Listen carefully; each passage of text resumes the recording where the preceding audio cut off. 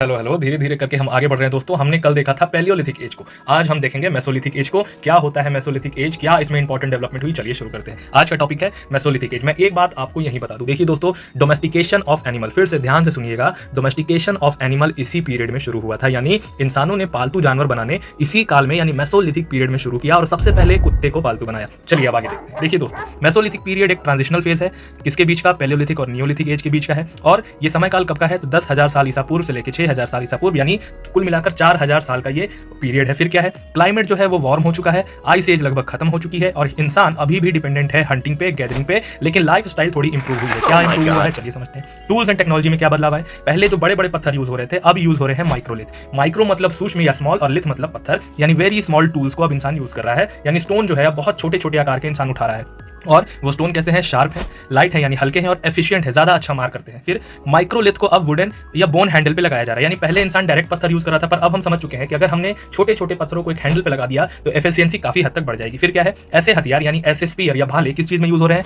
Hunting में, fishing में या कटिंग शॉपिंग में। फिर क्या है, सब्सिस्टेंस पैटर्न क्या है, तो देखिए दोस्तों, हंटिंग अब स्मॉल एनिमल की हो रही है या मीडियम साइज एनिमल की हो रही है, यानी हमारा विवेक विकास कर चुका है कि हमको छोटे जानवरों को पकड़ना है क्योंकि उनका शिकार आसान है और जान जाने की संभावना कम है। फिर क्या है, फिशिंग एक बहुत इंपॉर्टेंट एक्टिविटी हो गई, जैसे मैंने आपको लास्ट वीडियो में बताया था कि फिशिंग मेसोलिथिक पीरियड में स्टार्ट होगी, इंपॉर्टेंट बन जाएगी। तो देखिए फिशिंग इंपॉर्टेंट एक्टिविटी बन गई है, दिमाग में रखिएगा इस बात को। फिर क्या है, अभी भी गैदरिंग हो रहा है वाइल्ड फ्रूट का, रूट्स का और ग्रेन्स का, लेकिन अर्ली एक्सपेरिमेंट शुरू हो गए हैं फ्रूट प्रोडक्शन को लेकर। अभी एग्रीकल्चर नहीं शुरू होगा, अभी बस हम समझ रहे हैं चीजों को कि कैसे फूड प्रोडक्शन यानी कोई चीज कैसे उगाती है मिट्टी में, हमने सोचना शुरू कर दिया है। फिर क्या है, सेटलमेंट पैटर्न क्या है, सेमी नोमैडिक, मतलब इंसान सीजन दर सीजन कहीं रुकता है फिर वहां से चला जाता है। मतलब यहां मान के चलिए इस क्षेत्र में सूखा पड़ गया तो मैं कहीं और जाकर सेटल हो जाऊंगा, फिर वहां सूखा पड़ेगा तो कहीं और। इस तरीके से इंसान एक प्रॉपर सेटलमेंट करके फूड प्रोडक्शन करके नहीं रुक रहा, बट सीजनली वो रुक के चला जा रहा है, सीजनल सेटलमेंट हो रहा है। कहां सेटलमेंट कर रहा है, तो कभी नदी किनारे रुक रहा है, कभी लेक के किनारे, कभी जंगलों में, ऐसे टेम्पररी कैंप बना के इंसान रुक रहा है। सबसे इंपॉर्टेंट फैक्ट ये है, अर्ली डोमेस्टिकेशन शुरू हो चुका है, जैसे मैंने आपको बता दिया कि डॉग को सबसे पहले पालतू बनाया गया। सबसे इंपॉर्टेंट है, अपने दिमाग में रखिएगा, जनरल कॉम्पिटिशन में भी सवाल बहुत बार आते हैं। फिर क्या है, फर्स्ट स्टेप है कंट्रोल कर रहे हैं नेचुरल रिसोर्सेज को, यानी कुत्ता क्या है, एक नेचुरल रिसोर्स है, हम उसको कंट्रोल कर रहे हैं, बाकी चीजों को भी, वुड्स को, स्टोन को, सब चीजों को, मतलब हमारा विवेक विकास कर रहा है। फिर क्या,